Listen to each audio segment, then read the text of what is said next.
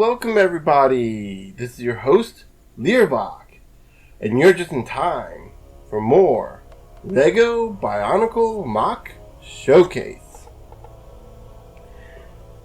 In previous episodes, we've been looking at the heroes of the story, the good guys, the Mutran, the Toa, the Turaga. We did look at Makuta, but the closest thing we got to looking at the bad guys were my custom Roxy, and only one of them was really a bad guy, and even then he was kind of questioning that at best. So I thought it would be a good idea to make and then look at some custom baddies. And what better place to start off with than the Brotherhood of Makuta? I guess that wouldn't be so custom, but these guys are custom in this case. Now, for those of you who are wondering, the Brotherhood of Makuta are a group of bad guys that came in during the Phantoka arc and revealed that Makuta was actually just the name of a species, not the name of the big bad that was causing all the problems to begin with, and in fact that there were many Makuta. In this story, there aren't any other Makuta than the Makuta. So, but there are Mutrans who decided to follow Makuta and worship him instead of Mata Nui. And they have attempted to become more Makuta-like by messing with shadow magic in ways that would corrupt and change their bodies. This is where we get Mutran here, named outside of canon, named out of the universe for the Makuta Mutran, basically because it's the same mask. That's where my naming conventions for these bad guys have been. They're named after the wielder of the original mask. Outside of that, they don't really have any real connection, except maybe a few little nods at the original figure. For example, Mutran has these claws on his hand. The real Mutran, my Mutran, the Mutran Mutran, has it on one hand, and also like the hand is modified technically because he has more of a regular hand. Yeah, it's weird. Well, maybe it's not so weird. I don't know. But yeah, so outside of the same mask, and like I said, maybe a few connections to the original figure.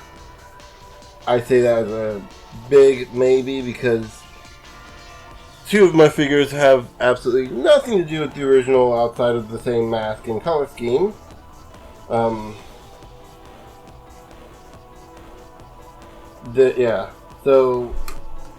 like I said, these guys are technically more original. They still form the Brotherhood of Makuta. They're just Mutrans who are part of this Brotherhood to become more Makuta-like in an attempt to emulate their quote-unquote savior.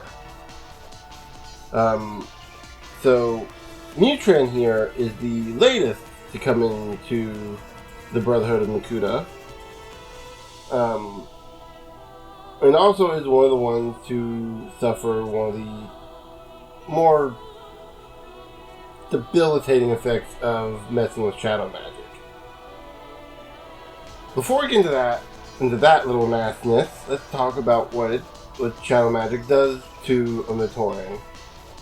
As you can tell, it mutates their body into, well, various things. In this case, you get these giant wings, which you may recognize as the dragon wings from one of the Ninjago sets. And also in a previous video, I was raving about how I wanted LEGO to make more of these wings in different colors. I still want them to do that. This is seriously a really cool design, being able to fold the wings. You know, it's really awesome. I wish they would do more with that. You know, at least color-wise. But yeah.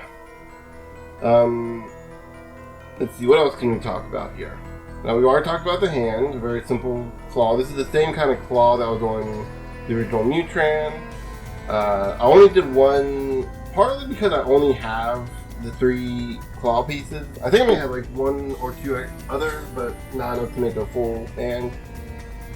And I kind of like the idea of him having this asymmetric design. It helps with the mutated look of the character. In addition to some more, the shadow magic has made him taller. It has tore out his insides, or torn up his chest a little bit. That's one of the lesser effects. Also, like, this is the only piece I had that kind of did him at the time, and I thought it kind of looked cool. So yeah, but it does kind of fit with the whole. His body is slowly degrading. Which is a little weird because he's the youngest, or the newest member of the group. So it means he's the one that had the shadow magic released, but he's also the one that suffered the most from it. In addition to that, it's made him a little taller, so he's quite a bit taller. Let me go ahead and do a size comparison here. Go straight up, and where is here? Oh, there she is. Let me grab Holly real quick, and oh boy, you can tell quite a bit of a difference here. I'm as close to back as I can get, and you can tell if I put my finger. Yeah.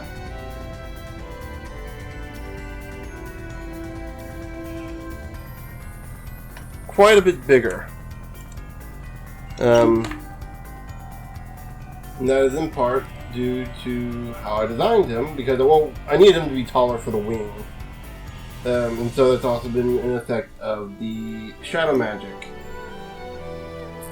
So let's take his leg apart and look at that real quick. Uses one of these double socket joints with a ball joint in the middle, a little extender piece, and green armor, small, lime green, and uses a so it can connect to the dark green metru leg, which connects a little pin, whatever this piece is, here, and then connects that to a metru foot with a pin in it. So the main reason I have this piece in is to keep the metru foot from moving around. It keeps it locked in place. So yeah. Oh, and then that's also connected to a claw piece from the, specifically this piece in particular from the Phantoka set. So, knock on wood, hopefully it doesn't break. There you go, knocking on fake wood, I guess.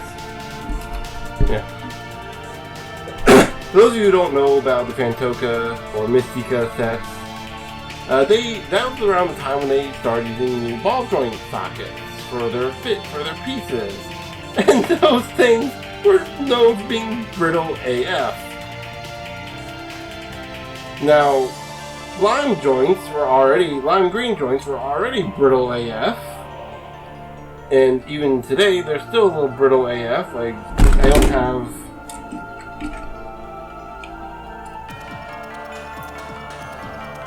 That was unfortunate. Had my camera fall. It's a lime green Lego. It's a Lego lime green gods telling me not to talk about defects in their Lego systems. Improv, ladies and gentlemen. I am not good at it. Anyway, lime green joints are notorious for cracking. Even today, these joints are still known for being brittle and breaking easily. I'm actually very lucky that Mutran's lime green joints, all 2 of them, have not broken yet, or shown any signs of wear or tear on them. But I've had pieces, like these exact same pieces, mind you, this exact same type of piece I've gotten. The day I got it, I hooked it onto the piece, it looks fine, and then the next day, it looked like you could definitely see the crack in it. It was still technically usable, but it wasn't for long. Lime green joints, they are sad face. They make me sad face. Yeah. Fortunately, though, like I said, his lime green joints seem to be working out fine. Those are the only lime green joints he has around his hand, so if something does happen, at least he can still lift his axe staff up. His halberd, whatever you want to call it. Halberd, axe, staff, whatever you want to call it. But yeah. So that is... Oh. I almost forgot to mention the bad drawbacks to using shadow magic. In addition to the degradation in the chest, which was kind of more of a freak accident than anything else, he had, like, using shadow magic seems like it would be mostly an advantageous thing. If it doesn't destroy your body, you get pretty cool wings, you get taller, you get claws. What they don't tell you is the mental, psychological trauma that shadow magic can put on you. See, the problem with using dark magic is to gain power, especially when you use it all willy-nilly, it tends to alter the way you think. Now, if you're already a megalomaniac or a psychotic individual, or just someone who wants to be more powerful for the sake of being more powerful, that's already not a good sign. Greed, corruption, that kind of stuff isn't really good to begin with. When you use shadow magic to enhance that power, that greed, essentially, it can kind of trigger some psychotic reaction results to it. Trigger forms of psychosis and other forms of mental degradation. In Mutran's case, it triggered some minor psychosis that he's basically always paranoid about everything. The only thing he's not so paranoid is his love and loyalty towards Makuta and the Brotherhood of Makuta, who often talk him down from his more dangerous sociopathic behaviors. Both dangerous to him and dangerous to them, but mostly dangerous to them. He's at a stage currently where it's mostly under control, so long as he teams up with someone else and look over. And he could probably go on his own for a little bit without suffering the psychosis too much, but he still does need help. So yeah. It helps to have some allies, even if you're a bad guy, I guess. Friendship is really a powerful thing, even among the damned, so to speak. So yeah. That is Mutran. One thing I should also mention, before I forget, he has these translucent Borak teeth on his front crotch. That the blue is supposed to symbolize the shadow magic in him. Don't know why I put it on his crotch. I think it's originally supposed to be part of his armor, which I guess can still technically be that.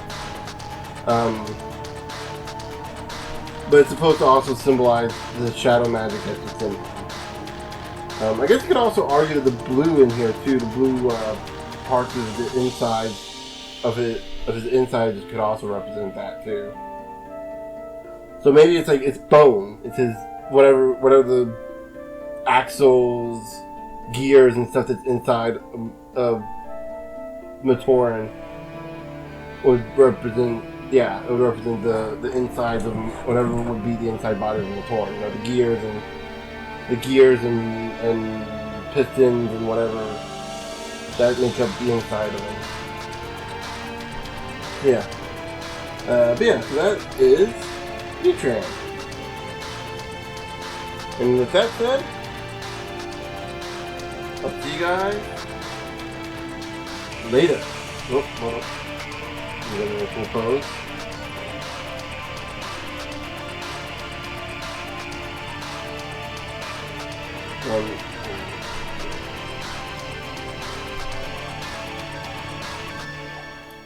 Yep.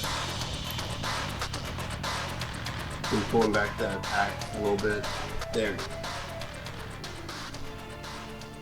See you guys later.